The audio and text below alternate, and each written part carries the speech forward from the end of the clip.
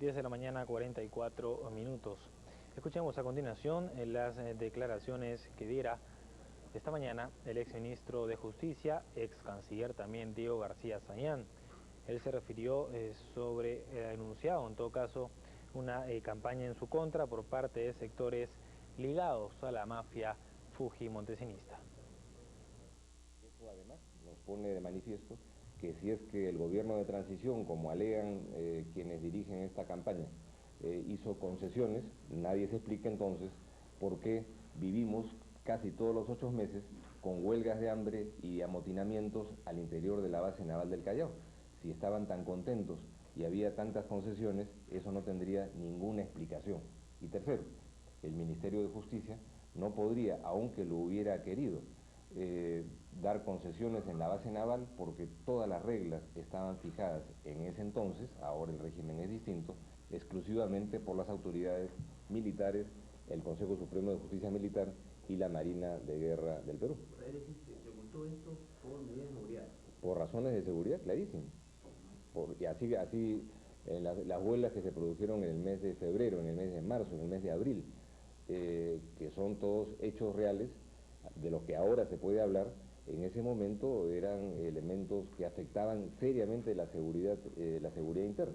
Tanto que cuando se producían estas huelgas de hambre, simplemente se cancelaban todo tipo de visitas de los familiares directos, que eran los únicos que tenían algún acceso a la base naval, y por supuesto ninguno de ellos con Abimael Guzmán, porque él no tenía ningún familiar directo que lo visitara, ¿no? De manera que... ¿De qué medio, perdón? A ver, otro medio, por favor. Por usted tengo el mayor respeto, pero por ese medio, perdón, yo no voy a responder a una pregunta, ellos tienen que responder ante los tribunales. Doctor García, entonces usted no se respetó la libertad de prensa. Yo respeto... El problema con los dueños de Por favor, otra pregunta. Sí, por usted tengo mayor respeto personal, pero no puedo a un medio que se ha dedicado a difamarme con las mentiras sucesivas todos los días, pretender darle una respuesta, porque para mí no son interlocutores periodísticos, sino gente que tiene que responder, como lo están haciendo, ante los tribunales. Pero los historias son reales, doctor García Sayán, no es ninguna mentira. En todo caso, ¿cuántas reuniones hubieron de la supuesta cúpula en la base naval? No hubo ninguna reunión de cúpula en la base naval. Ninguna. Durante la gestión nuestra, todas las reuniones de cúpula se produjeron durante la época de Fujimori, la última de las cuales el 14 de noviembre del año 2000, en donde está documentado que llegaron a un acuerdo de 5 puntos, que es el que se expresó después en la carta que apenas asume Valentín Paniagua, le envían con fecha 30 de noviembre, con las exigencias políticas de ser interlocutores, con la exigencia de cierre de la base naval. No solamente no se aceptó el cierre de la base naval, sino, por cierto, en ningún momento se les consideró interlocutores políticos, ni se dio respuesta a esas cartas, que era uno de los tantos pretextos o motivos para las huelgas de hambre que se llevaron a cabo de manera reiterada, ¿no? ¿Cuántas reuniones como la del 29 de marzo del 2001 hubieron? Porque el señor tiene informado que hubo también una del 27 de diciembre del 2015. No sé cuántas fueron, pero todas estaban vinculadas generalmente a conjurar situaciones como las de las huelgas de hambre. Deben haber sido unas 3 ocasiones, sospecho, no más, ¿no? ¿Y estas reuniones no fueron informadas por medidas de seguridad? ¿Cuál reunión? Estas reuniones... No, pues porque estaban vinculadas a las huelgas de hambre. Y la huelga de hambre eran elementos que justamente eran gravísimos, porque el liderazgo y el papel de la figura de Guzmán en el conjunto de los penales en donde están los detenidos de Sendero Luminoso, hubiera generado de inmediato una adhesión del resto del país, y eso sí hubiera sido sumamente grave, porque no había condiciones. En Yanamayo, ¿qué nos decía la policía? Señores, no podemos, aunque quisiéramos intervenir para reprimir y poner orden, no tenemos la forma de hacerlo porque ha sido horadado físicamente de tal forma, las paredes, las rejas han sido convertidas en lanzas, que no podemos realizar un operativo policial sin que haya muchos muertos. La última vez que la policía había ingresado a Yanamayo fue durante el gobierno de Fujimori, en febrero del año 2000, y en donde la cárcel todavía estaba en mejores condiciones, ¿no? Y en ese momento no pudieron hacerle frente a los detenidos en Yanamayo, y hubo 21 policías que fueron capturados como rehenes, ¿no? ¿No es cierto? Entonces, esa era la situación que se enfrentaba. Pero sin embargo, esa fecha también, durante la sesión tampoco no se admitió que había problemas en los penales, ¿no? Por supuesto que sí, por supuesto que sí. Nosotros, primero que le dimos acceso a los medios de comunicación para que pudieran ver lo que estaba pasando. Nosotros revelamos lo que habíamos encontrado en Yanamayo, lo pusimos al público y decimos, esto es lo que hemos encontrado, esa ficción de máxima seguridad de Yanamayo es una realidad y fíjense lo que tenemos. Y la realidad del manejo fue totalmente distinto, hay que buscar en los archivos. Nosotros revelamos la situación en lo que lo habíamos encontrado y además era evidente, se recuperó la libertad de expresión y cualquiera que pasara por un penal y veía los motines se daba cuenta de que había ahí un problema que estaba siendo conjurado.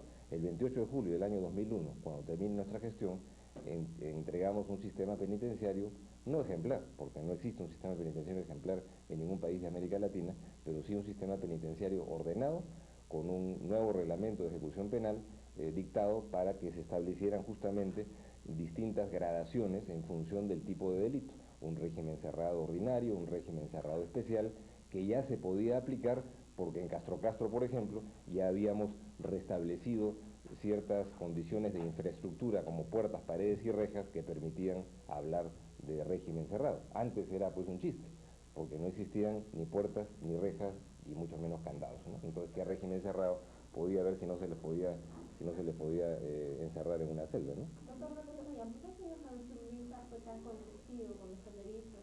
Ese tipo de hablar con ellos, ¿no? Esa manera de Las concesiones hay que verlas en la sustancia y no en las formas, ¿no? Si usted veía en ese momento cuál era el tratamiento que los oficiales de la Marina le daban a Guzmán y lo llamaban respetuosamente doctor Abimael Guzmán, ¿eso era concesivo o no? Yo no sé, ¿no? De repente era porque la concesión hubiera sido si es que ante cualquiera de las demandas de Guzmán, que eran, repito, cerrar la base naval, que se ampliara el régimen de visitas, se hubiera hecho una concesión.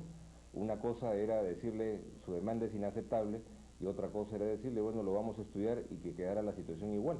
Eran maneras de procesar una demanda, pero el resultado es lo que importa. Se cedió, que se cambió el régimen de visitas como ellos lo pretendían, se estableció un sistema de comunicación telefónica con el exterior a partir de esas demandas, se cerró la base naval del Callao, absolutamente en nada de ello se cedió ni un milímetro, ¿no? Y eso es lo que importa. Ese señor Javier Zuluaga habla a nombre de usted, ¿no? Dice que usted dice que es una situación sui generis la que tienen los senderistas y dice que podría ser posible la extensión de visitas a los no sé qué abogados. está citando, no sé a qué se refiere. La razón. Bueno, por favor. Pero no, En todo caso, ¿Zuluaga era un enviado especial suyo, o sea, para tratar este tema con los senderistas? No había ningún tema que tratar, era responder, repito, a un pedido de la Defensoría del Pueblo y de las autoridades de la base naval del Callao, que llamaron y pidieron que el Ministerio de Justicia, clarísimamente en el mes de marzo, después de una de las tantas huelgas de hambre, se apersonaran ahí para escuchar, porque aparentemente la Defensoría del Pueblo, en un acta, habría quedado que para levantar la huelga de hambre, sin ceder en nada, ellos transmitirían al Ministerio para que el Ministerio escuchara. Se escuchó y nada cambió, y no podía cambiar, porque la posición del Ministerio y del gobierno del presidente Paniagua en ese tema era inflexible, pese a que la Marina podría tener sus argumentos para que se cerrara la base naval del Callao y se sacara de ahí a Víctor Polá y a Peter Cárdenas y después a los demás detenidos, se consideró que ese planteamiento, si bien en el caso del planteamiento de la Marina tenía buena fe, era lamentablemente inviable.